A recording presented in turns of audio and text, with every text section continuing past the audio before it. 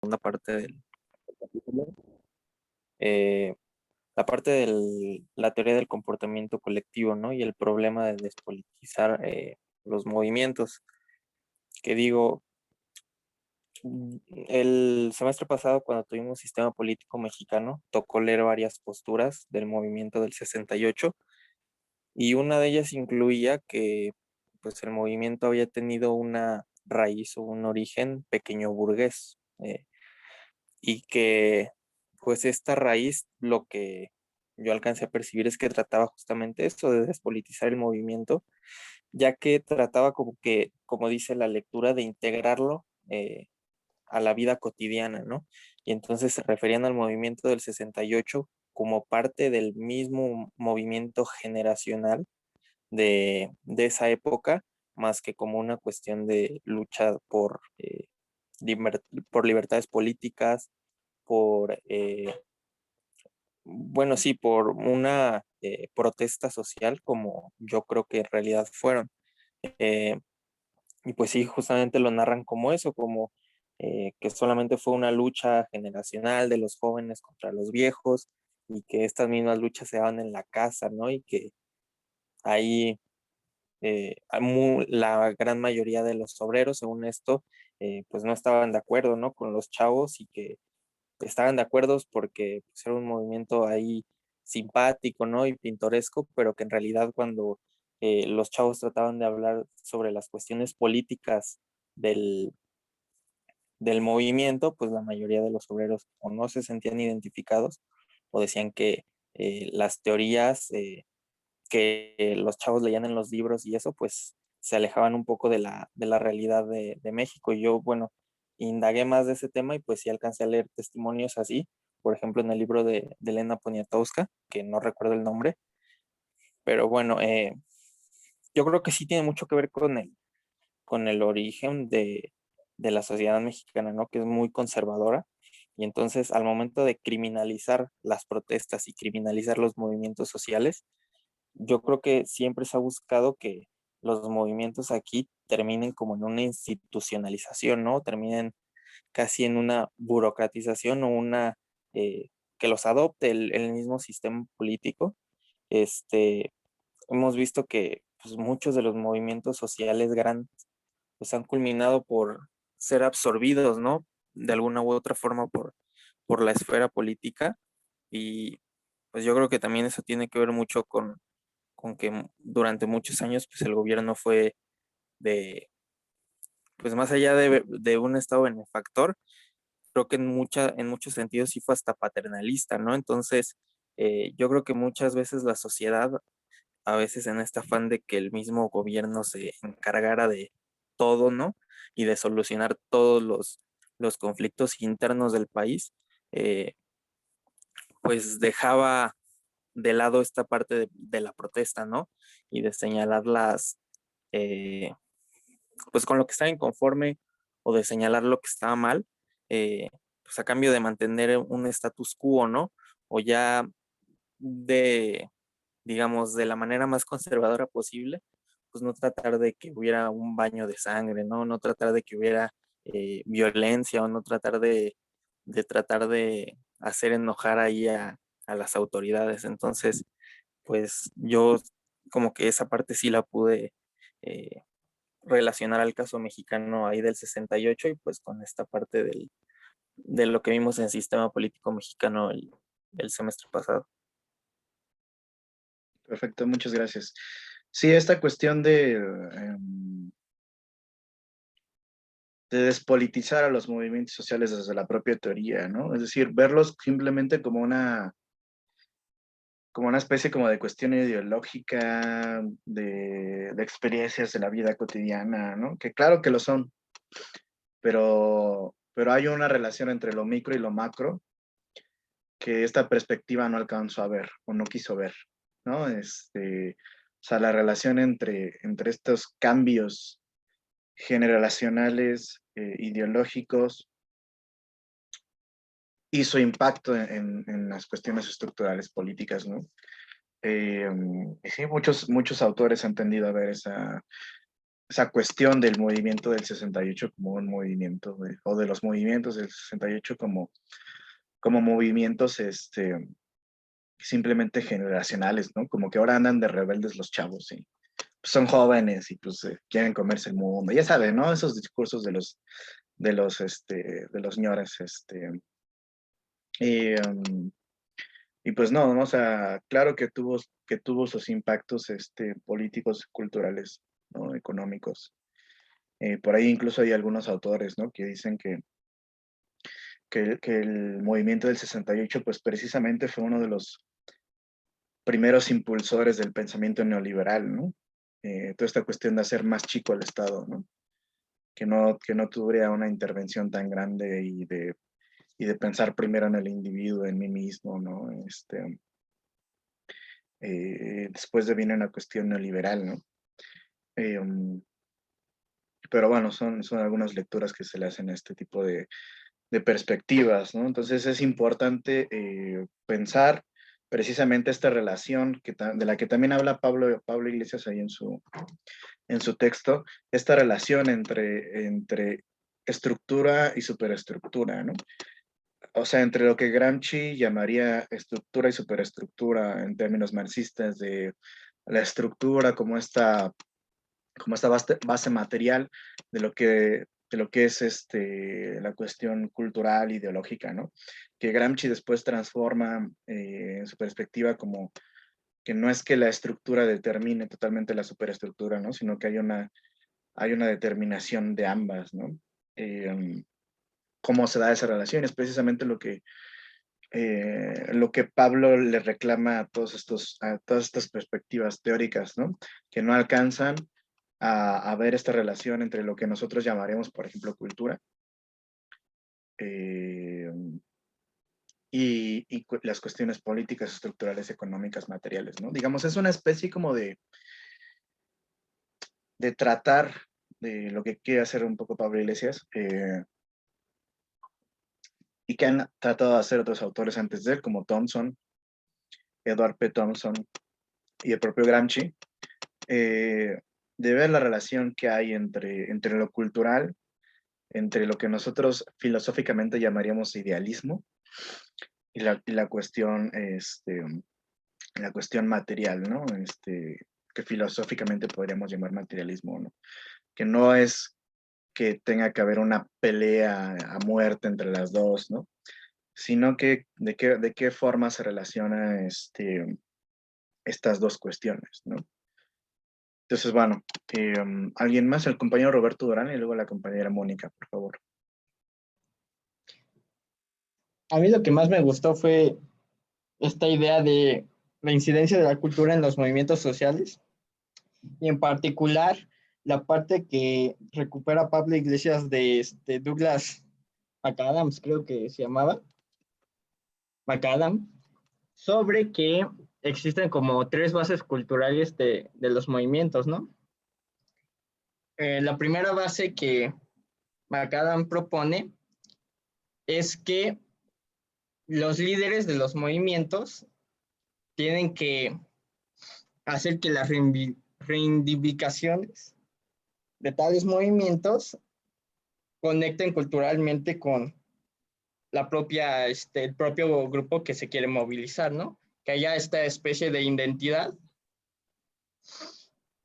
Otra base que propone es, bueno, la lectura lo expresa como expansión de oportunidades culturales, que son todas estas motivaciones que tienen las personas para actuar dentro de los movimientos sociales. Dentro de estos incentivos se encuentra el señalamiento de alguna contradicción entre los valores del grupo con la realidad a la que se enfrentan, ¿no? Que hay una descontinuidad y por lo tanto ese grupo debiera movilizarse. O también tenemos la idea de que el movimiento actual pueda asemejarse a uno pasado ya triunfante, ¿no? Que pueda aspirar a decir que es como que su descendiente, por mencionarlo de una forma. Y la última de estas bases culturales que propone McAdam es lo que llama subculturas activistas, que son todos estos, por decir algo, centros de construcción cultural, como bares, como ahora en el siglo XXI el Internet, dentro de los cuales el activismo se enseña, se aprende y también se configura para expresarse. Entonces, en síntesis, tenemos que aquí que la cultura, bueno, dependiendo de la cultura de la que se encuentre el grupo que se quiere movilizar, va a determinar la configuración propia del movimiento, ¿no?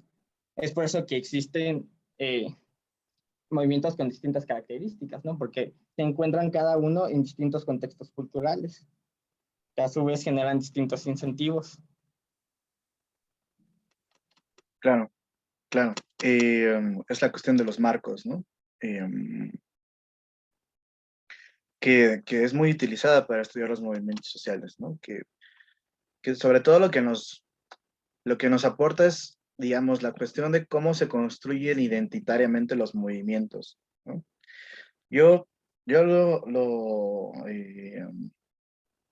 he estado pensando, por ejemplo, con la cuestión del paro, ¿no? Que hubo. Aunque todavía no sé si es pertinente llamarle movimiento social a la cuestión del paro por la lucha por la dignificación laboral de los profesores de asignatura, ¿no? En la UNAM. Pero hay una cuestión, por ejemplo, que tiene que ver con esta cuestión de los marcos culturales, ¿no? De que se entiende, de que los que participaron entendieron que en una, digamos, en una sociedad como la que vivimos, pues todo el mundo tiene derecho a tener un salario digno, ¿no? Para vivir dignamente, ¿no? Eso ya está enmarcado culturalmente, ¿no? Ya hay un encuentro, digamos, entre cómo se piensa a la sociedad y las propias motivaciones del movimiento, ¿no? También está esta otra cuestión de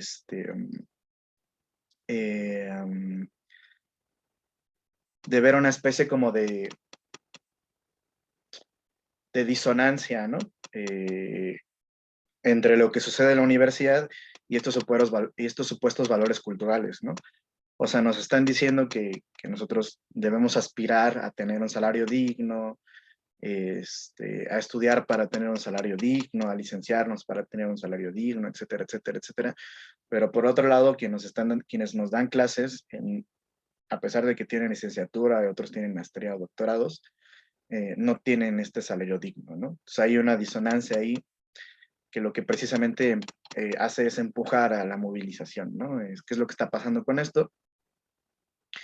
Y también esta otra cuestión que mencionabas, ¿no? De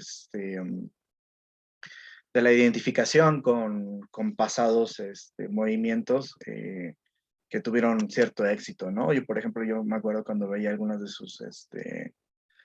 de sus discusiones en Facebook, muchos compartían esta idea, ¿no? De que somos como herederos de los compañeros del 99, ¿no?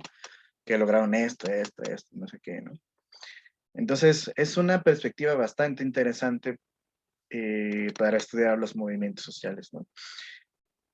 El problema es que se queda simplemente con lo cultural y no se adentra a las cuestiones estructurales, ¿no? Que, digamos, económicas, materiales, políticas, que también tienen una intervención a la hora o también tienen una cierta determinación a la hora de cómo se configuran los propios movimientos sociales, ¿no? Por ejemplo, aquí me parece que la relación es mucho más clara, ¿no? En la cuestión del paro, del movimiento para que hubiera paro, en cuanto a que claro que hay una demanda que es totalmente material, que es la cuestión de los salarios, ¿no? Por eso también está esta otra crítica que hace Pablo Iglesias a la concepción de nuevos movimientos sociales, ¿no? Y como algunos teóricos presentaban esta cuestión de los nuevos movimientos sociales como movimientos que se diferenciaban de los clásicos movimientos sociales en cuanto a que lo que demandaban no eran cuestiones materiales, sino cuestiones inmateriales, ¿no? Como una mayor ampliación de los derechos, no sé, por ejemplo, derechos de los homosexuales, de las lesbianas, del grupo LGTB, derechos de los animales, del medio ambiente, etcétera, etcétera, etcétera, etcétera. Que en muchos sentidos no se concebían como materiales, ¿no? Como los primeros movimientos sociales que como ya vimos eran movimientos netamente obreros, que buscaban mejoras salariales, que buscaban mejoras en cuanto a sus derechos laborales, etcétera, etcétera, etcétera, ¿no? Entonces, pues lo que vemos aquí es precisamente que ese tipo de demandas siguen vigentes, ¿no? Que no han desaparecido, como algunos teóricos lo planteaban. Sobre todo, pues, teóricos con este pensamiento liberal, ¿no? De que ya es el tipo de lucha que se enmarcaba dentro de las luchas de clases había acabado, que ya todos éramos felices en cuanto a lo material, y que ahora las luchas se centraban en cuestiones inmateriales, ¿no? Y bueno, vemos precisamente que no, es otra de las críticas también que hace Pablo, ¿no? O sea, estos teóricos que, que se centran solamente en estudiar a Europa o Estados Unidos, pues se olvidan de Latinoamérica, ¿no? Y de que aquí la realidad pues era muy diferente, ¿no? Aquí la cuestión de la lucha de clases pues siguió bastante fuerte, ¿no? Pero bueno, continuemos. Compañera Mónica, por favor. Gracias. Yo, al igual que mi compañero Gerardo, lo relacioné con el sistema político, el enfoque sistémico, para ser exacta, recordando a David Easton, ¿no? O sea, yo veo más bien que un movimiento social ya viene siendo como el conjunto de demandas, como ahorita lo mencionaba, que pues no son demandas que, pues bien, son físicas, bueno, más bien como que se apela por mejor salario. Y yo recordé apenas, mañana voy a exponer sobre los 40 aquí en México, y pues fue cuando una época en que los obreros, ferrocarrileros, electricistas, mineros, etcétera, pues apelaban por una mejor calidad de vida, porque pues los ricos se hacían más ricos, los pobres más pobres. Y me refiero a que pues sí hubo un gran crecimiento, pero pues se les seguía pagando lo mismo. Entonces, recordando a la caja negra, pues siento que, o sea, sí se resolvió en cierta manera porque pues el sistema político tuvo que adaptar este movimiento social, ya que si no, pues en cierta forma, como nos dice Easton, pues iba como a colapsar, ¿no? Pero pues sus respuestas no fueron del todo, pues, como se esperaban, porque primero que nada, pues lo que obtuvieron como primera respuesta fue la represión. Otra fue que compraron a sus líderes sindicales. O sea, el propio gobierno y empresarios compraron a sus líderes sindicales. Y ya en el mejor de los casos, pues fueron pequeños aumentos de salarios, repartos de tierra o atención médica que también apelaban a los trabajadores porque pues los tenían en nefastas condiciones en sus empresas bueno, organizaciones. Entonces siento que un movimiento social es como un conjunto de demandas, y pues es como la gota que derrama el vaso ya cuando se convierte tan fuerte en un movimiento. Y pues al sistema político no le queda más que atenderlo porque pues ya ahora sí siento que no lo puede frenar. De alguna u otra manera lo tiene que atender. Ok, muchas gracias. Claro, creo que el enfoque sistémico de Easton puede ser eh, de utilidad para entender esta cuestión de las demandas y las respuestas, ¿no? O sea, mi única crítica a Easton es esta cuestión de que es muy precisamente sistémico y estructural, ¿no? Estructuralista en términos teóricos, ¿no? Tipo Sartori. Pero me parece que sí, que hay ahí una cuestión interesante de ver cómo el propio sistema da respuesta a este tipo de demandas, y que las demandas obviamente no necesariamente siempre van a ser, las respuestas, perdón, no siempre van a ser satisfactorias, ¿no? Aunque útiles al sistema, ¿no? Puede ser que las respuestas no sean las que los demandantes llevaban a cabo, o querían que se resolvieran, o cómo se resolviera, pero aún así pueden ser útiles al sistema en términos de mantener el sistema, ¿no? Es decir, pues un tipo de respuesta puede ser, no decimos nada, ¿no? Nos hacemos güeyes y esperamos a que se cansen de manifestarse y se vayan a su casa, ¿no? Como muchos siguen practicando, ¿no? Muchos entenderán a qué me refiero.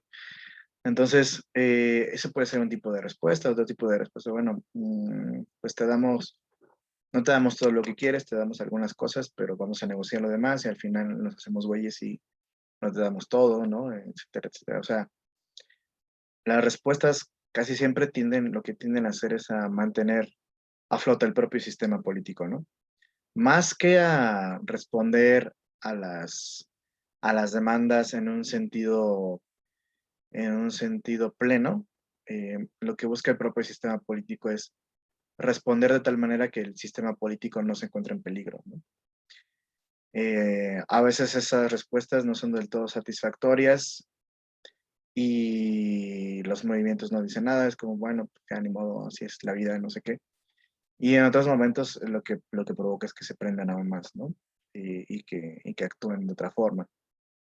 Pero bueno, lo que busca el sistema político es mantenerse, ¿no? La famosa autopoiesis, mantenerse, no morirse. Si se tiene que adaptar, si tiene que hacer cambios, si tiene que hacer lo que sea, pues eso es lo que va a tratar de hacer, ¿no? Sí, Cristian, adelante. Con esto que mencionabas y que ya desde el principio abordaba el compañero Gerardo y ahorita con Mónica, ¿no consideras que el sistema político mexicano siempre, bueno, en la mayoría de los casos ha tenido la capacidad de darle vuelta a los movimientos sociales y de institucionalizarlos, como en el esquemita que venía al inicio de la lectura? Y bueno, digo esto porque cuando a partir del PRM, de Lázaro Cárdenas, pues la corporativización fungió, le sirvió mucho al partido de Estado para, pues, tener esta lucha de clases muy mermada o muy polarizada, y que, pues, finalmente se dijera, o con los líderes sindicales, que la clase que se representaba, o una supuesta representación, pues, a la clase obrera, cuando realmente no era así, y que finalmente hasta con los electricistas me parece que es cuando se empieza, pues que empieza a haber un movimiento social más, más estructurado desde fuera con respecto, pues, al Estado. E inclusive ahorita lo podemos ver con algunos movimientos sociales, con el movimiento feminista o los ecologistas y toda esta onda, que muchos partidos han tratado de institucionalizarlos, o en ONGs que pues finalmente las cooptan.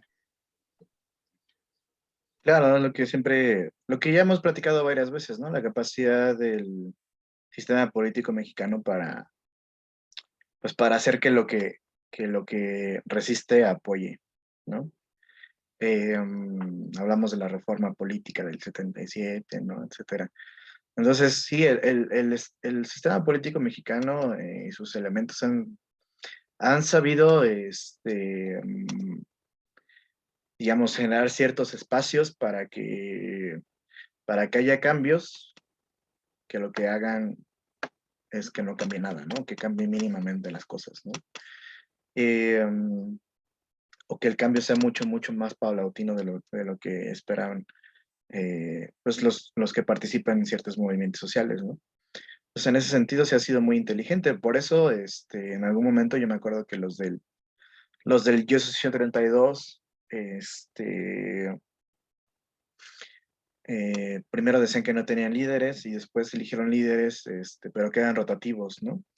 Sí, que se iban cambiando a cada rato, ¿no? Precisamente para no generar este tipo de cooptaciones, ¿no? Era lo que se supone que querían evitar, ¿no? Aunque bueno, ahora anda ahí el Atolini, aunque bueno, el Yo Soy 32 nunca dijo que fuera su líder, ¿no? Pero él como que se postuló como uno de los líderes. Entonces, bueno, claro que siempre ha tratado de hacerlo. Morena es otro ejemplo, ¿no? Que en algún momento AMLO dijo, ¿no? Que era un movimiento partido, ¿no? Ahí como una especie como de híbrido. Más bien yo diría de quimera, ¿no? Es imposible que haya un movimiento partido. Es una contradicción, es un oxímoron. un movimiento partido, ¿no? Pero precisamente ahora lo que vemos es pues esta cuestión de que muchos de los movimientos sociales precisamente pues lo que tratan de evitar es que se construyan liderazgos fuertes que después sean cooptados, ¿no?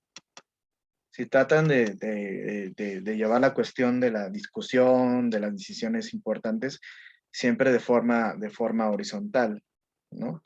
Porque si lo construyen de forma vertical es mucho más fácil que el movimiento sea cooptado, ¿no? En algunos casos han tenido éxito, en otros casos no.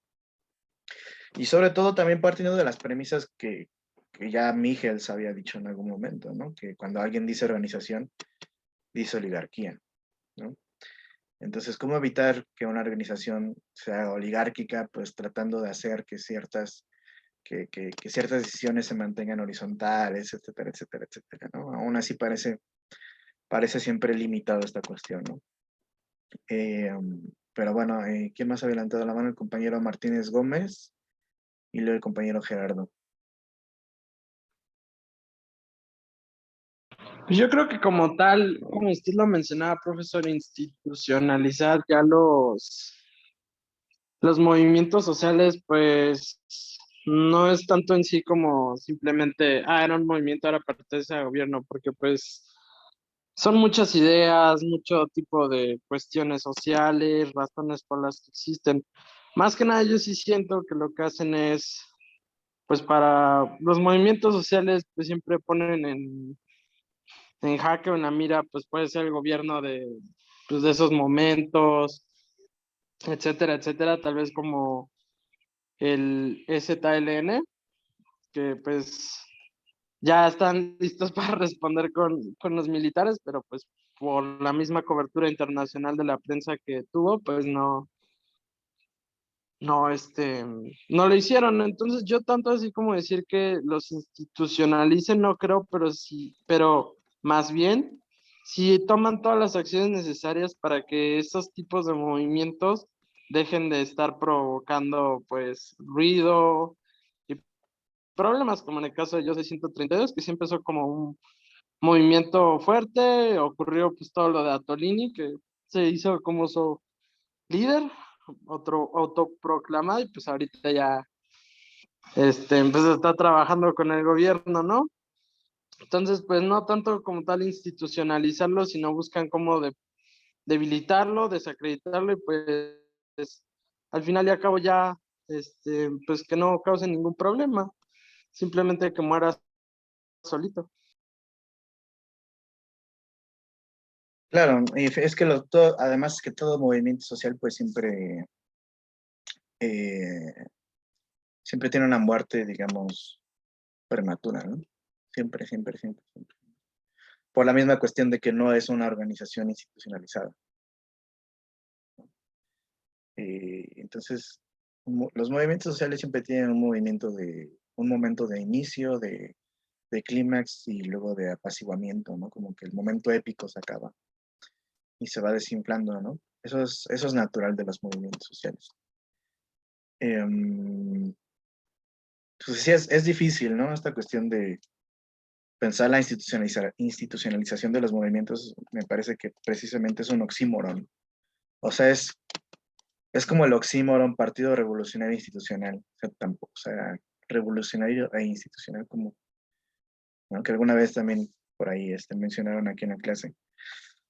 Entonces, pensarlo de otra forma me parece que es pura retórica, ¿no? Que es un recurso retórico en el sentido de vamos a tratar de mantener la idea de que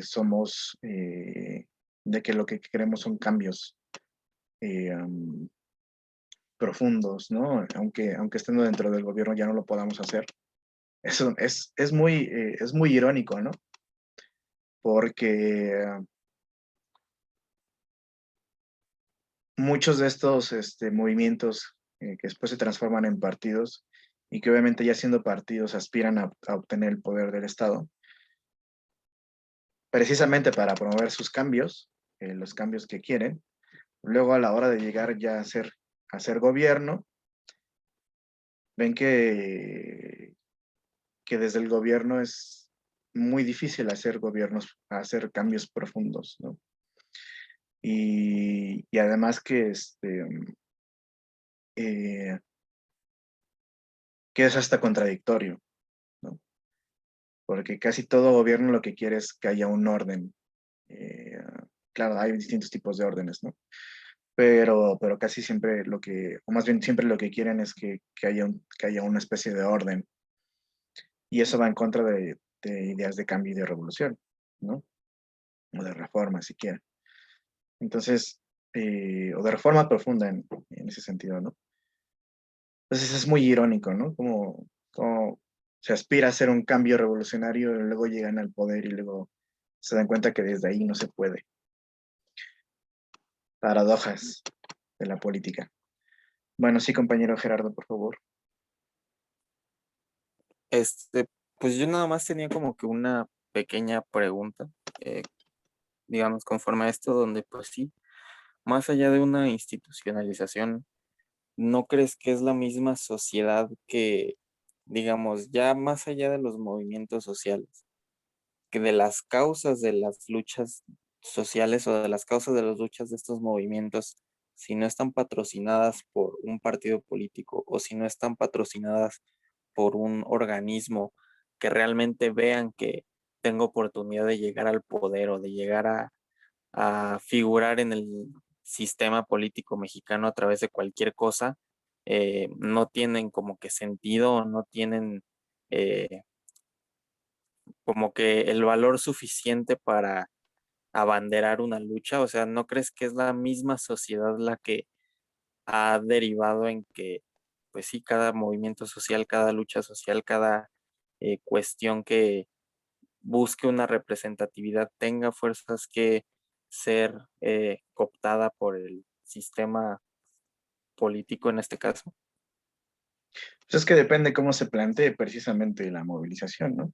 Eh, movimientos más radicales, pues te van a decir que no, que ellos no van a participar del propio sistema, ¿no?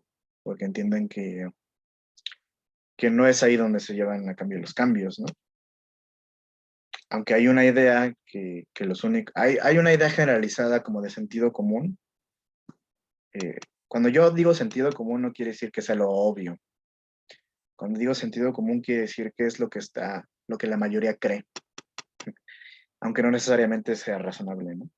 Pero hay por ahí una idea de sentido común que, que refiere que la única forma de medir los éxitos de un movimiento social es a través de los éxitos que tenga en el sistema político, en un sistema político, ¿no? Ya sea a través de reformas legales, constitucionales, etcétera, etcétera, etcétera, etcétera, ¿no? Pero no son los únicos impactos que puede tener un movimiento político. Y es precisamente también una de las razones por las que quería que leyeran este texto de Pablo Iglesias, ¿no? O sea, cuando él hace esta crítica a la teoría de la movilización de recursos, que proviene de una epistemología de la elección racional, ¿no? Bueno, a ver, ¿qué es este rollo de la elección racional, no? Que los individuos actúan siempre racionalmente para poder maximizar sus beneficios, ¿no? Digamos, eso es en resumidas cuentas la teoría de la elección racional. El problema de esta teoría es que no toma en cuenta que hay ciertos momentos en los que hay contradicciones, ¿no? Entre los propios valores de una persona. O sea, una persona no siempre es racional en todo lo que hace. Y que además también hay una construcción identitaria que no simplemente es individual, sino colectiva. Entonces, esta cuestión como de pensar al individuo como egoísta, ¿no? Simple y llanamente, que no hay otra cosa que no sea eso, ¿no? Y que de ahí proviene precisamente esta perspectiva para analizar los movimientos sociales, que es la cuestión de la movilización de recursos, ¿no? Es decir, que los movimientos sociales, que para analizar los movimientos sociales lo que hay que hacer es analizar cuál es su capacidad para movilizar recursos, para realizar organización y para aprovechar las oportunidades políticas, ¿no? ¿Qué es lo que sucede con esta perspectiva? Que lo que hace es ignorar al sujeto colectivo, poner por encima al sujeto individual, olvidando todos estos elementos que acabo de decir, ¿no? Y postular que si no se ve esta actuación, digamos, este impacto a través de la organización y digamos, a través de la propia influencia que tenga el movimiento en el sistema político, pues entonces es que es un movimiento político fracasado, ¿no? Que no logró nada, que no sé qué, ¿no? Y por ahí Pablo rescata una idea, no me acuerdo de qué autor, creo que es de Melucci, donde dice algo así como, bueno, ok, pero ya sabemos que el movimiento del 68 pues no tuvo esos alcances que muchos pensaban que iba a tener. Nada más piensa en el movimiento del 68 mexicano, como terminó. Pero luego dice, ¿no? O sea, pero si ustedes van al trabajo sin corbata, si van en jeans al trabajo, si pueden fumar en el trabajo, si pueden hacer estas otras cosas, es gracias al movimiento del 68, o a los movimientos del 68.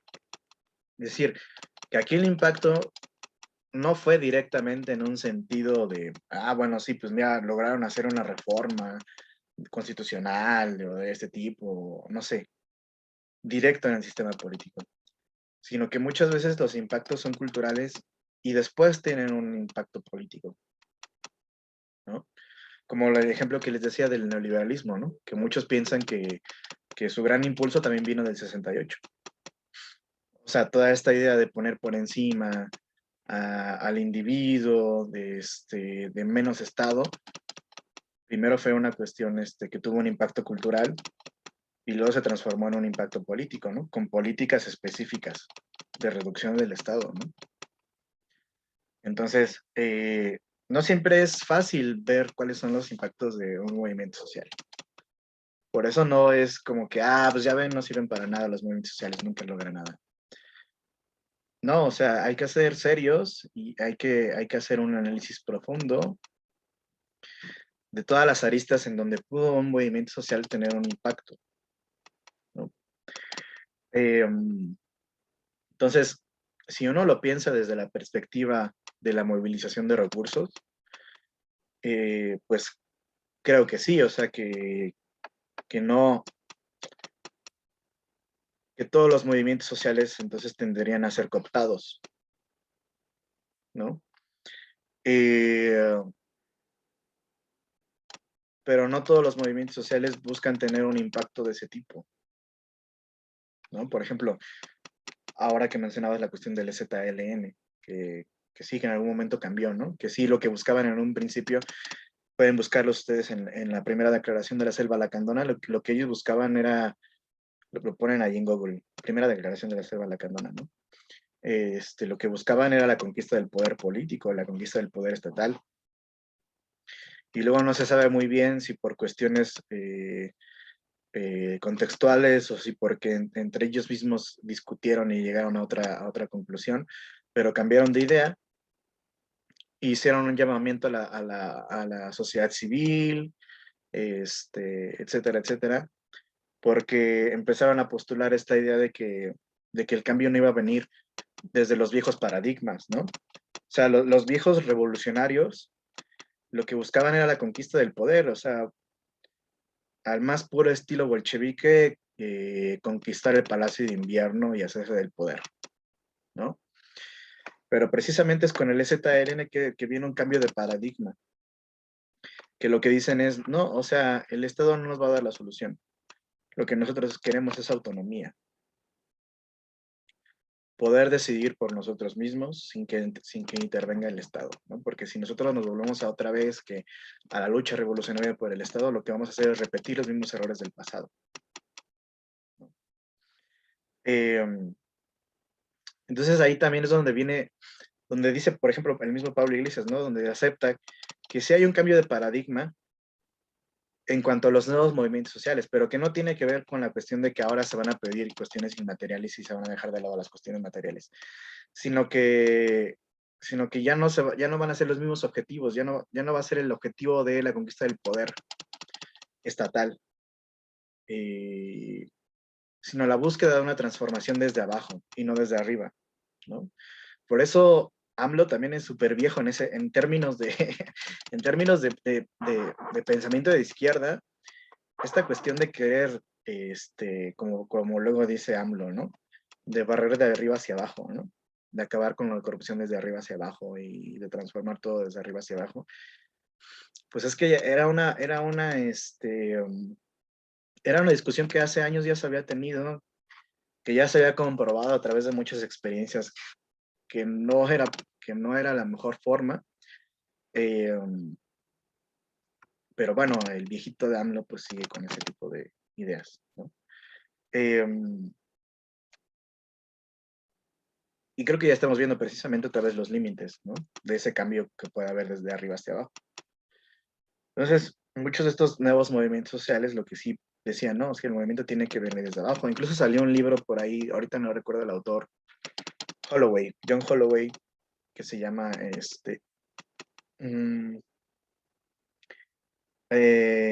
Cambiar el mundo sin tomar el poder, ¿no? Que un poco implicaba esta cuestión, ¿no? De transformar el mundo sin buscar la búsqueda de la conquista del poder político, ¿no?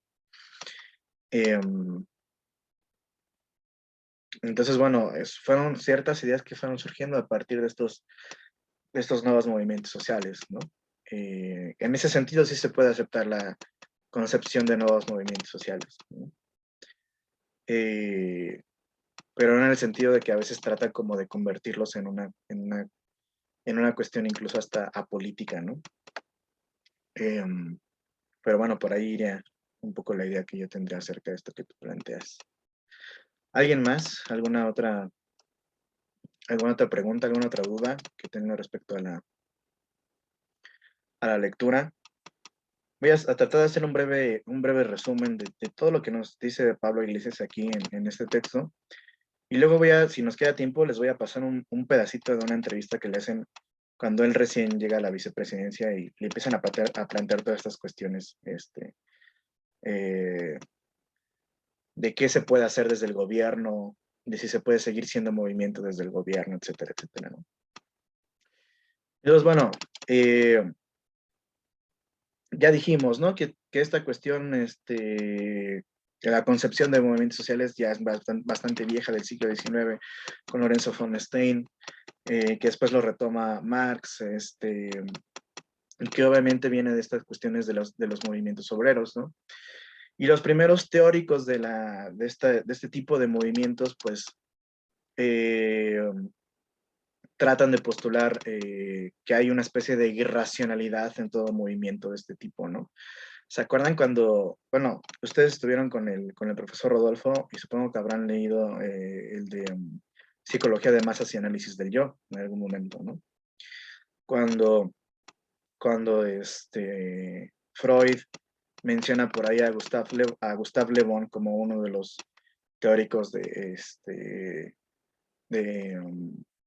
comportamiento colectivo, ¿no?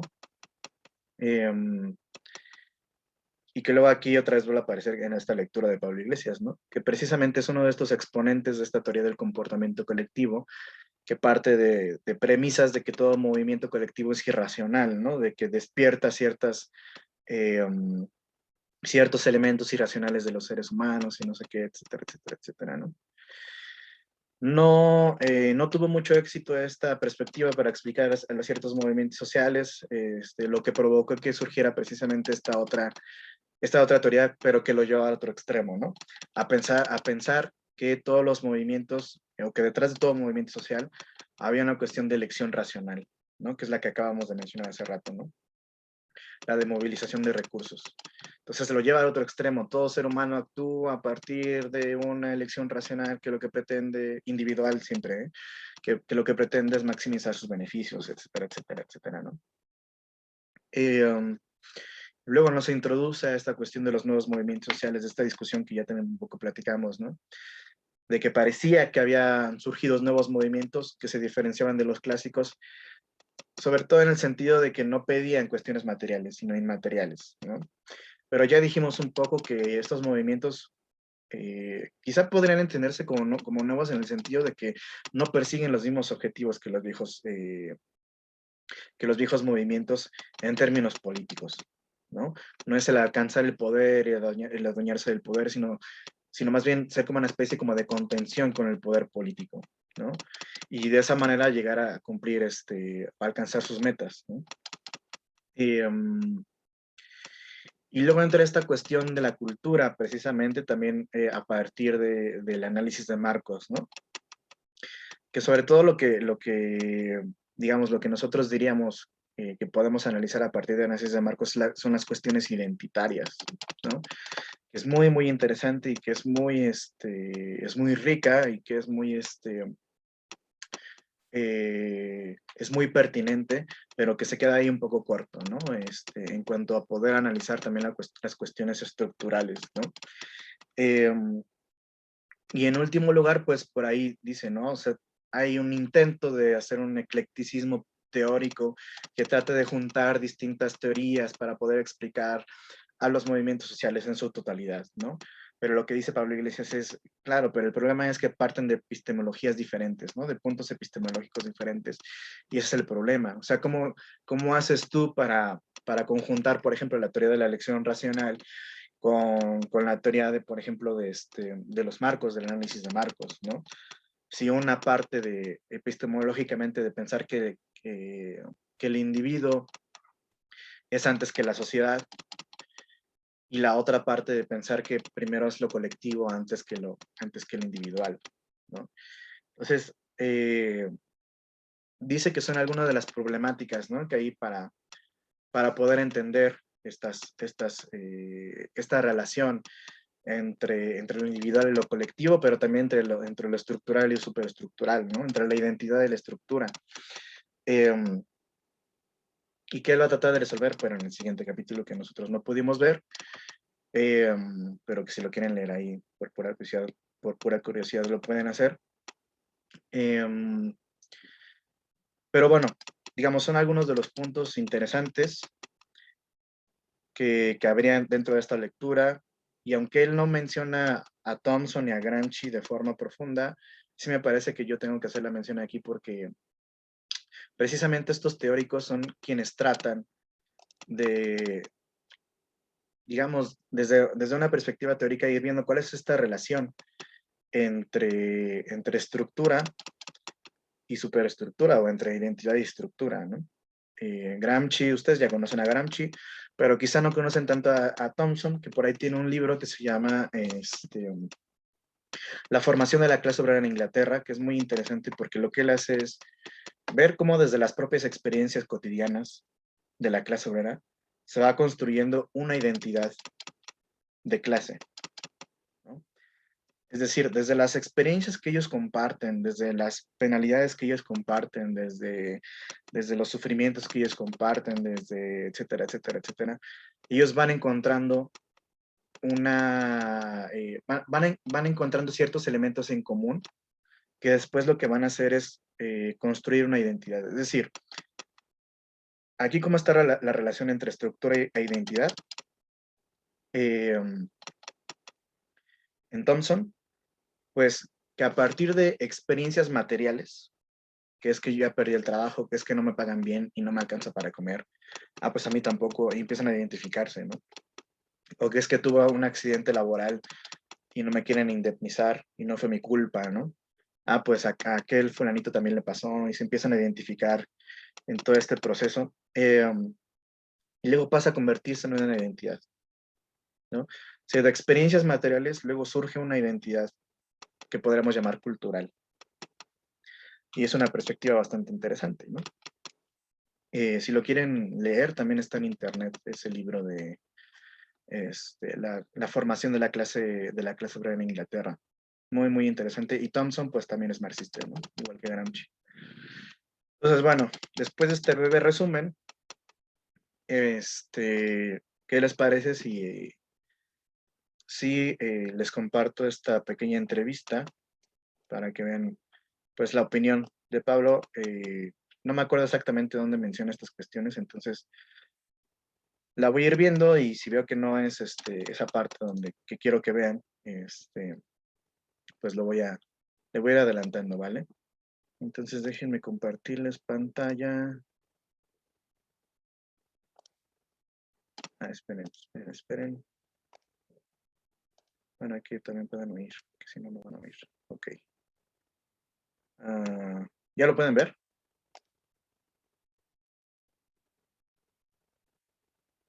No, todavía no. ¿Sí? Bueno, Sí, ahorita maestro.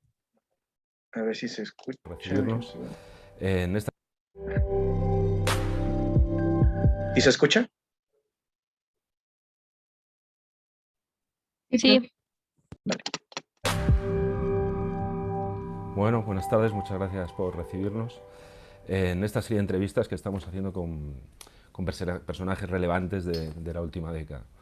Y bueno, precisamente es interesante en este caso que hace justo 10 años se sentó por primera vez en el programa La Tuerca y 10 años después está a punto de sentarse en el Consejo de Ministros. Aquel profesor de universidad con la coleta, la camisa blanca, la corbata roja, ¿cómo se vive en estos momentos a punto de entrar en el Consejo de Ministros? No nos vamos a olvidar de dónde venimos, porque además de dónde venimos es condición de posibilidad de dónde estamos.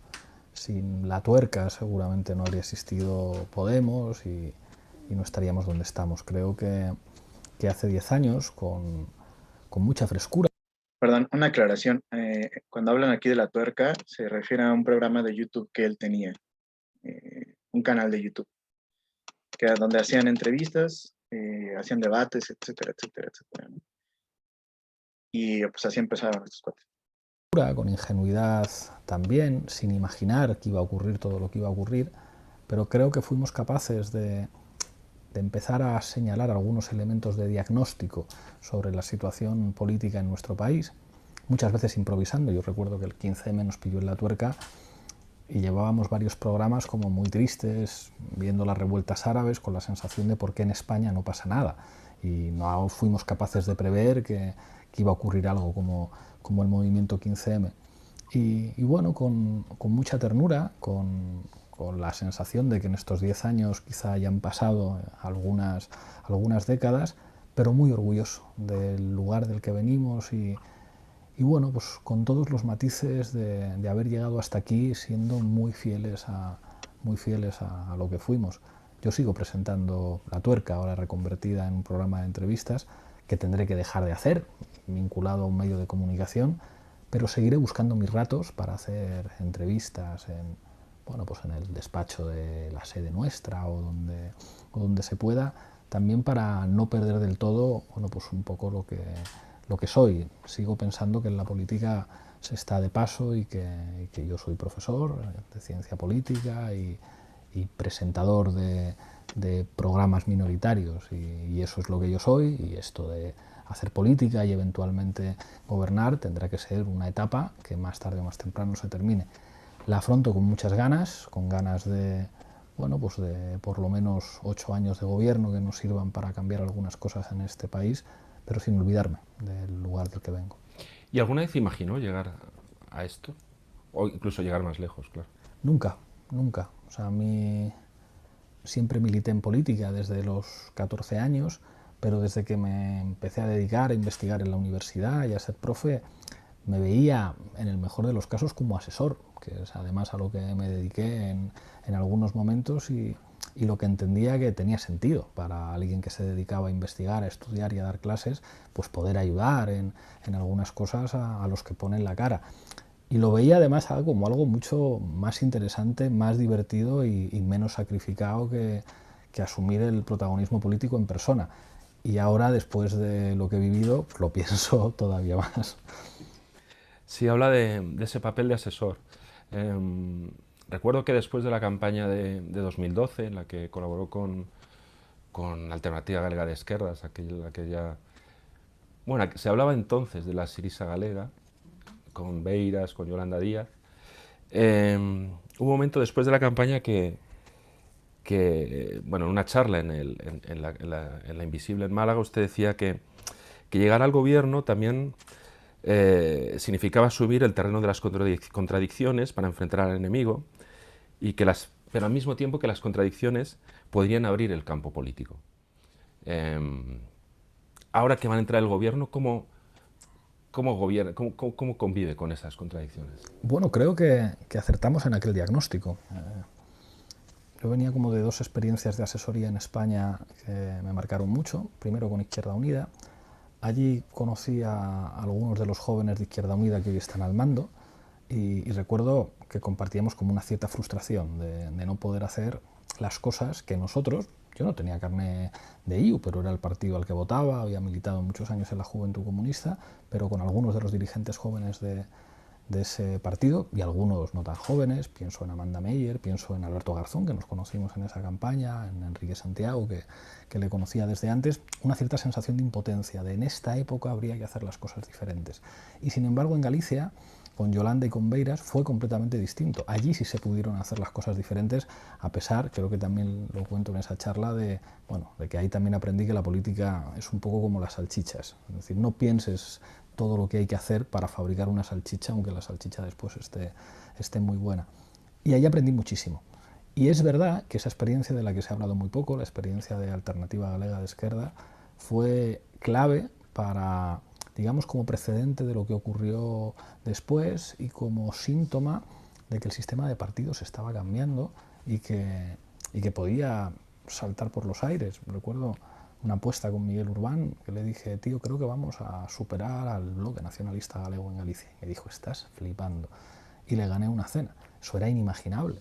La hegemonía del bloque en el espacio de la izquierda en Galicia era una cosa que venía de años. Izquierda Unida era extraparlamentaria allí, y con un estilo muy diferente, en el que el estilo de Yolanda, pero sobre todo el estilo de un Beiras, que después de dejar el bloque había estado en los foros sociales, había estudiado mucho, había leído mucho y había sabido, digamos, como olfatear muy bien un nuevo ambiente político.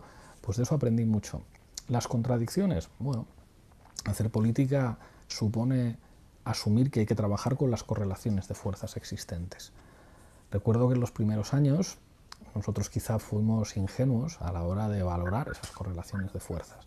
Digamos, había un ambiente de impugnación de todo, de impugnación de la clase política, que nosotros creo que definimos muy bien como casta, de impugnación de las élites económicas, que a nosotros nos hacía pensar, borrón y cuenta nueva, hagamos una constitución mejor que la que tenemos, empecemos todo desde cero. Quizá ahí, digamos, no había la suficiente lucidez en nuestro análisis, y es verdad que aunque aquel era un momento, digamos, de expansión de ese sentimiento, de crecimiento imparable de Podemos, pues luego nos encontramos con que hay reflujos, en que hay reacciones, y paradójicamente llegamos a la conclusión de que muchos elementos de la Constitución española, en particular los que pudo introducir el Partido Comunista hace 40 años, en este momento de auge de la extrema derecha, pueden ser un cinturón de seguridad y casi un programa de gobierno para un gobierno de izquierdas. Porque hacer política es navegar sobre las correlaciones de fuerzas y, por lo tanto, navegar sobre las contradicciones. Y creo que esto lo hemos entendido todos los actores políticos. Hay que leer entre líneas lo que han dicho en las últimas semanas algunos dirigentes de Esquerra Republicana, de la izquierda abertzale, del Partido Nacionalista Vasco, que estos probablemente hayan sido especialistas siempre en adaptarse a las correlaciones de fuerzas, para darnos cuenta de bueno, hasta qué punto estamos en un momento en el que, por una parte, es fundamental resistir ante las amenazas autoritarias que vienen, que no solamente es un fenómeno español, pero al mismo tiempo con unas oportunidades de cambiar nuestro país en una dirección social y en una dirección democrática que seguramente no existían hace 40 años. Claro, es que esto era otra cosa que le quería comentar. Si acaso el gobierno que se está configurando, que está ya ahí, es vanguardia europea, es resistencia europea, y si todavía es algo desobediente, en alusión a su tesis doctoral. La política está llena de paradojas. El próximo gobierno va a ser digamos, el resultado de muchos factores. El cambio en el sistema de partidos, pero también va a ser el resultado de un auge de la extrema derecha que ha dejado a la derecha fuera de la responsabilidad de Estado. Cuando el otro día desde la tribuna decía, señores de la ultraderecha y de la ultraderecha, no estaba bromeando o haciendo un juego de palabras.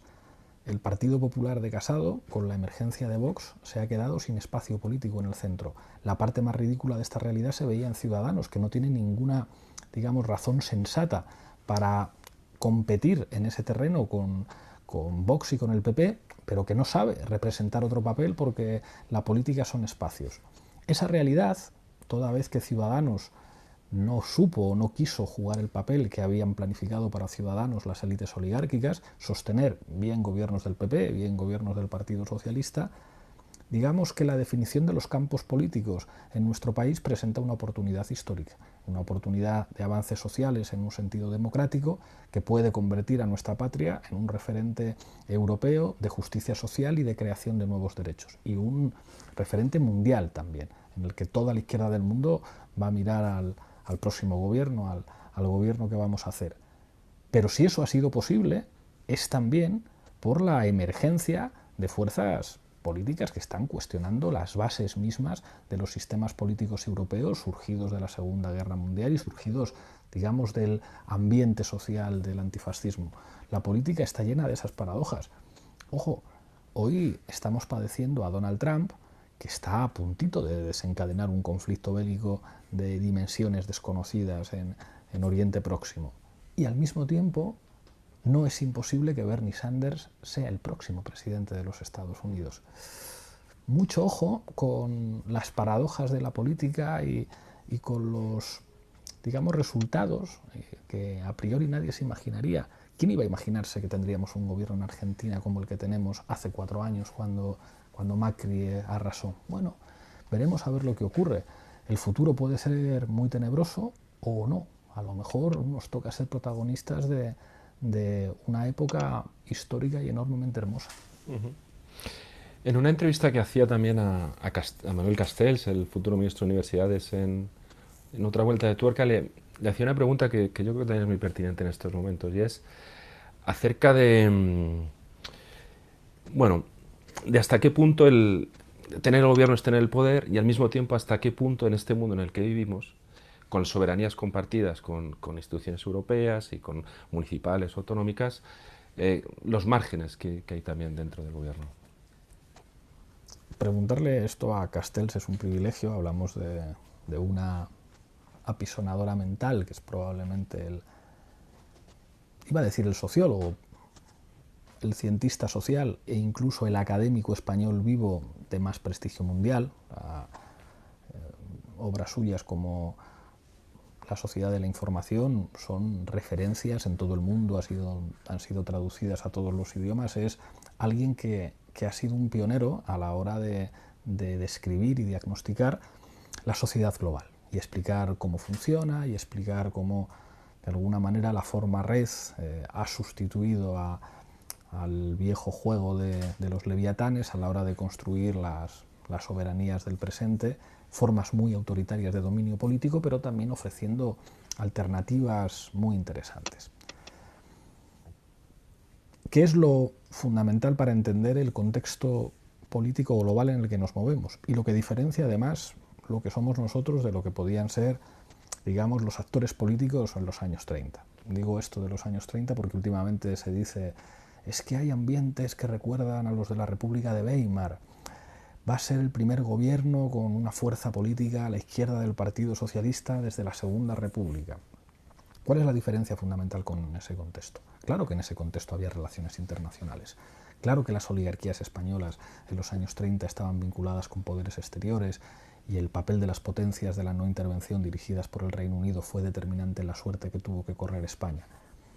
Pero ahora, digamos, no hay el espacio que había en términos de soberanía nacional o estatal en esa época. Digamos que las oligarquías españolas pintan mucho menos de lo que pintaban hace 80 años, entre otras cosas porque se las han comprado poco a poco fondos y poderes económicos exteriores. De hecho, vivimos en la paradoja de que los grandes poderes económicos europeos, sobre todo después de la experiencia griega y la experiencia portuguesa, no están preocupados por nuestro gobierno y están preocupados, digamos, los subordinados locales de aquí. Pero esto responde mucho más a razones ideológicas que tienen que ver con una parte muy concreta de las élites económicas de este país. Digamos, las élites vinculadas al poder de Madrid. Yo he podido hablar en estas últimas semanas con algunos grandes empresarios vascos y catalanes que son grandes empresarios, que defienden sus intereses y que no estaban para nada preocupados. Al contrario, veían oportunidades de desarrollo económico muy interesantes con el nuevo gobierno.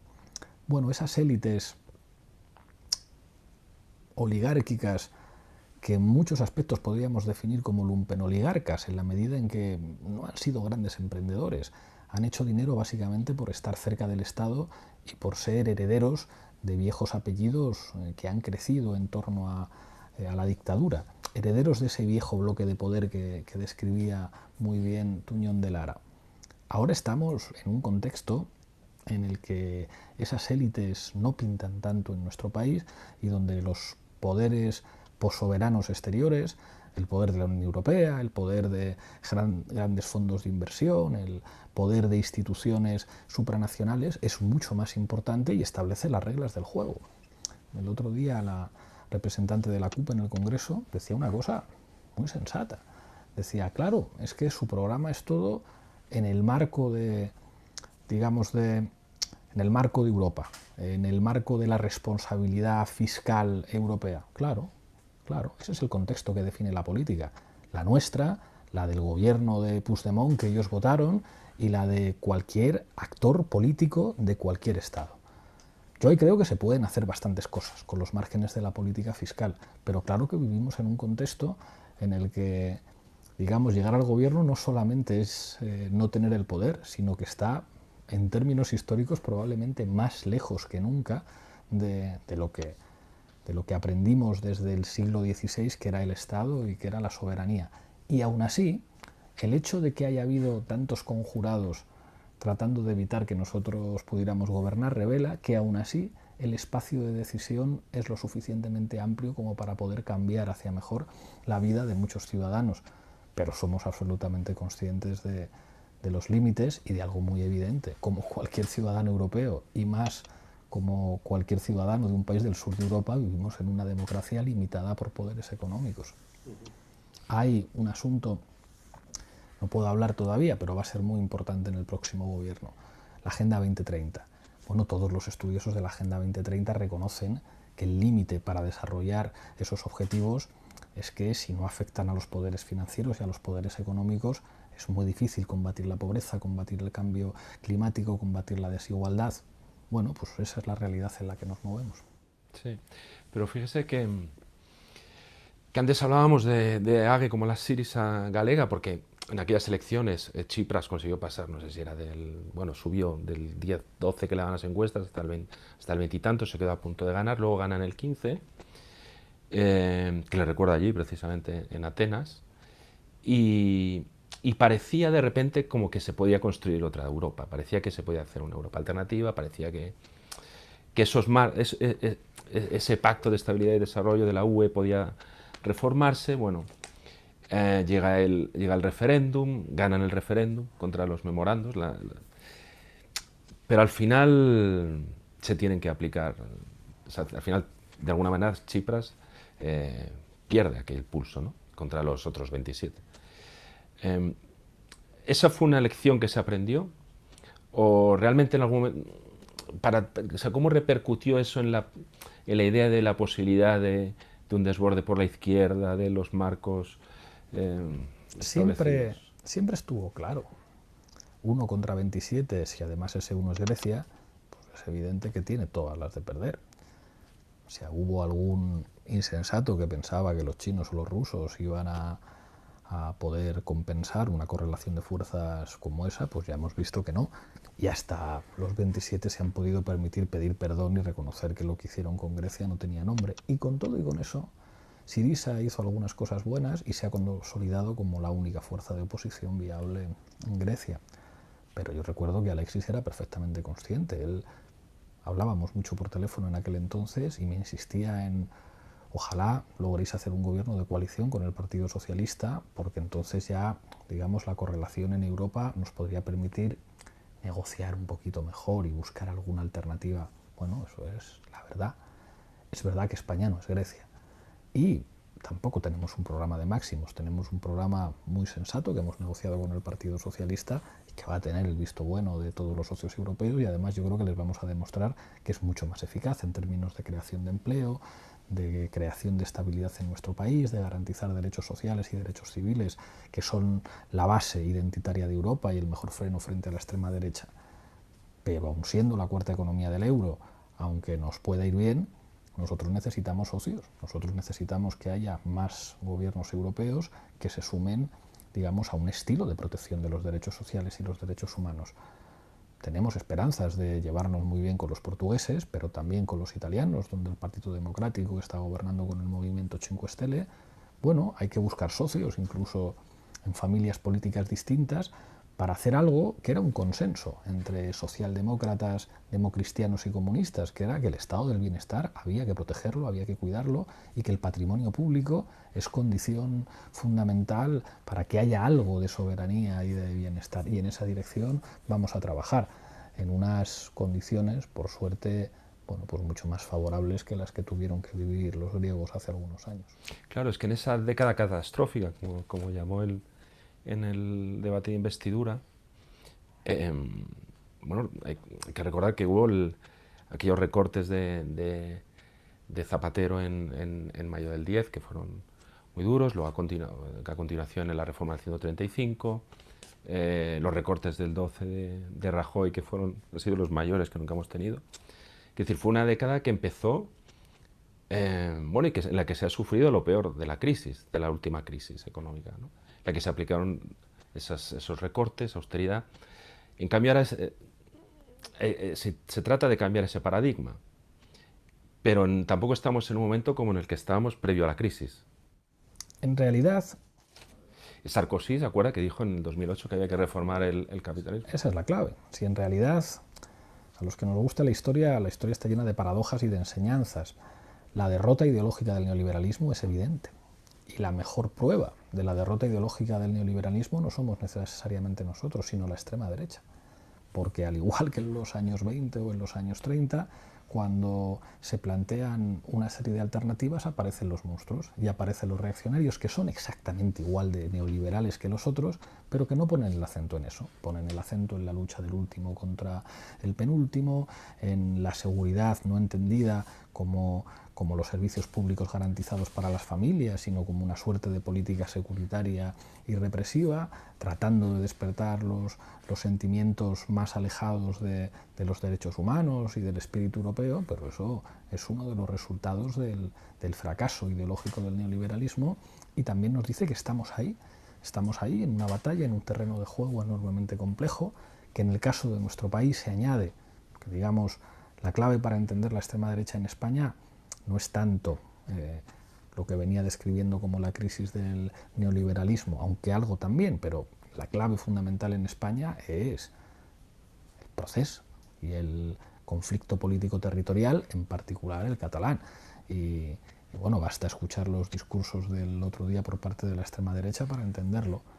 Bueno, pero ahora creo que nosotros tenemos la suerte de decir, bueno, ustedes están en la oposición y además, pues lo único que les vamos a poder exigir es que cumplan la legalidad, o sea, que no hagan llamamientos a las Fuerzas Armadas a derrocar al gobierno como algunos cargos públicos de la extrema derecha están haciendo. Y si es así, pues yo entiendo pues que la Fiscalía tendrá que actuar, ¿no? O sea, si hay un eurodiputado que dice tienen que intervenir el ejército español para derrocar al gobierno que salga del Congreso de los Diputados, pues hombre, a lo mejor hay que solicitar un suplicatorio, ¿no?, para juzgar a este señor, porque esto es enormemente grave.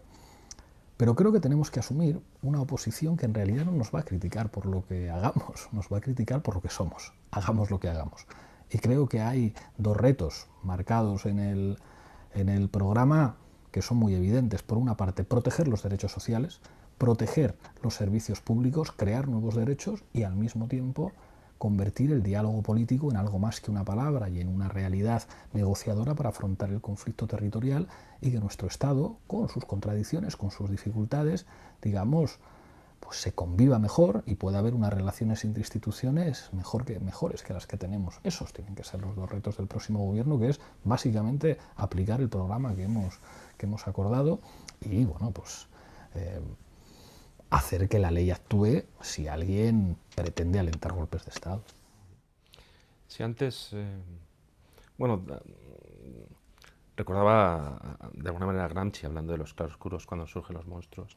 Él decía que el viejo mundo se muere, luego tarda en aparecer y en ese claroscuro surgen los monstruos. Seguimos estando en ese momento de un viejo mundo que está muriendo y un nuevo mundo que no termina de imponerse, como diagnosticaban hace unos años. Sí, lo que pasa es que esto no permite concretar nada. Digamos, esa transición es compatible con que gane Trump, sí, con que gane Sanders también. ¿Hubiera sido compatible con que Jeremy Corbyn fuera primer ministro? Sí, pero resultó que la pregunta de las elecciones era el Brexit y ganó Boris Johnson. Creo que es evidente que se está produciendo una transición geopolítica. Eso es obvio, con la emergencia de nuevos actores que compiten y con la crisis de los sistemas políticos de los países más importantes del mundo. El ejemplo más evidente es Estados Unidos. No es normal que un tipo como Donald Trump gane las elecciones en los Estados Unidos, no lo es. No será normal, si Bernie Sanders finalmente es el candidato demócrata, que un tipo como Bernie Sanders gane las primarias del Partido Demócrata. Digamos, son anomalías propias de situaciones excepcionales y de transición. No es normal, y eso que estamos en España, donde el concepto de normalidad es más laxo que en otros lugares, bueno, pues que el sistema de partidos que fue tan estable durante más de 30 años, pues haya saltado por los aires y la forma de gobernabilidad de nuestro sistema político haya cambiado, hasta el punto de que en España solamente hay dos opciones de gobierno a nivel estatal viables: o una coalición de la derecha con la extrema derecha, o una coalición del Partido Socialista con nosotros, en este caso con acuerdos con fuerzas políticas que expresan la realidad plurinacional de nuestro país.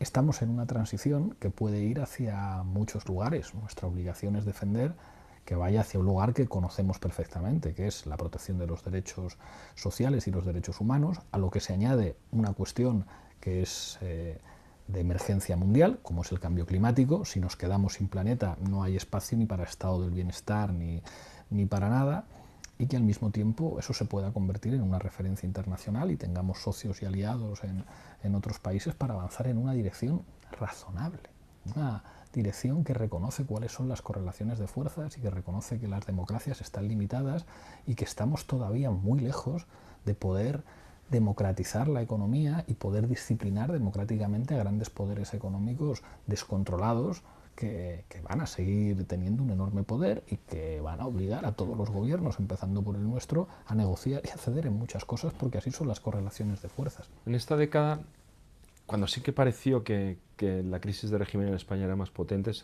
alrededor de la irrupción de Podemos. Al poco de surgir Podemos y al poco de las elecciones europeas, tuvo que abdicar el rey Juan Carlos. En aquel pacto, además, entre Rubalcaba y Rajoy para esa transición. Seguramente fue el momento más delicado de la monarquía española. Ustedes en aquel momento no empujaron mucho. Era un momento en el que, bueno, acaban de nacer. ¿En qué situación se encuentra la monarquía? Después también del discurso de Felipe de Borbón después del 1 de octubre, que generó mucha desconexión con mucha parte de la ciudadanía. Yo no creo que aquel...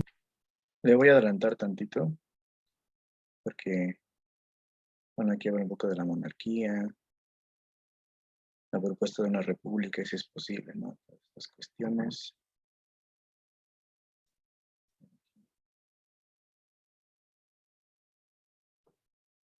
Que yo creo que sí. Los valores republicanos que en España significan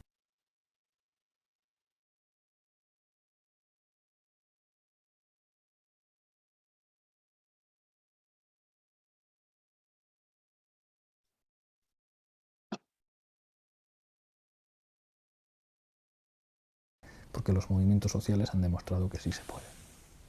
Bueno, eso también lo dijo el otro día en la tribuna y creo que también lo presentaron en el programa, que intentaría ser el gobierno del sí se puede, en ese hilo, ¿no? No voy a decir ya del MRG, sino, en fin, del 11M, de las mareas, bueno, que ha habido en la última década. Pero no siempre luego la relación es fácil con los movimientos sociales. Pero también ustedes Ojo ahí, esa es la parte que más me interesa, ¿no? Que vean. han sido movimientos sociales. O sea, recuerdo, ahora mientras le hago la pregunta, recuerdo a Ada Colau en 2013 en el Congreso una intervención hablando de los desahucios que dejó a todos los banqueros, vamos, los puso. Fue una cosa muy... Pero ya no lo somos. Y creo que no debemos cometer el error de creernos que seguimos siendo lo que fuimos. Yo he participado en movimientos sociales de manera muy intensa, además. Hice mi tesis doctoral sobre eso, pero si ahora estoy en el gobierno, mi rol es otro. Y la relación con los movimientos sociales podrá tener algunos momentos de complicidad, pero tendrá otros momentos de aspereza. Cuando yo dije que los movimientos sociales nos tienen que presionar y nos tienen que criticar, eso implica que no siempre van a decir cosas bonitas de nosotros y que muchas veces nos van a empujar para que lleguemos más lejos de lo que podemos llegar o de lo que estamos dispuestos a llegar. Esa relación va a ser siempre tensa y conflictiva. Y creo que eso es algo que hay que naturalizar, que forma parte del funcionamiento democrático. Cuando uno se sienta como representante de un sindicato, de inquilinos, de trabajadores, de lo que sea, no representa lo mismo que quien se sienta en esa mesa como ministro o como ministra. Y saber el rol que tiene cada uno creo que es algo fundamental. Creo que el empuje de los movimientos sociales y la sociedad civil contribuye a democratizar la sociedad, exactamente lo contrario que lo que representa la presión de los poderes financieros y los grandes poderes económicos, que contribuye a llevarla por cauces autoritarios, pero nuestro papel tiene que ser el de asumir a todos los interlocutores y asumir esa posición desde el gobierno. Con una convicción, que a lo mejor otra gente que ha gobernado antes no la tiene. Los movimientos sociales son los que señalan los cambios y los que cambian las cosas. El otro día hicimos una cena aniversario, viejos compañeros del MRG. Y les estuve contando lo de la Agenda 2030. Y les decía, mirad, he estudiado esto mucho en los últimos tiempos y esta es la agenda que puso encima de la mesa los movimientos contra la globalización, los movimientos altermundialistas. La Agenda 2030, los objetivos del milenio, digamos, fue lo que pusieron en circulación de la opinión pública mundial, movilizaciones como las de Seattle o movilizaciones como las de Génova. Parece mentira que, viéndonos con ironía en nuestra debilidad de hace 20 años, cuando estábamos en el laboratorio y en el MRG, digamos que ese movimiento mundial del que participamos esté siendo tan importante como para definir objetivos de las Naciones Unidas, pero es así.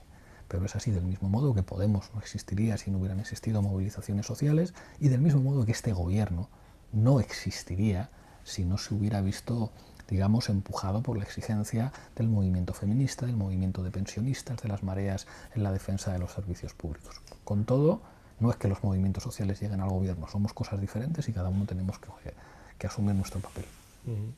A lo largo de la entrevista ha atravesado varias veces el asunto del procés y de Cataluña. Precisamente.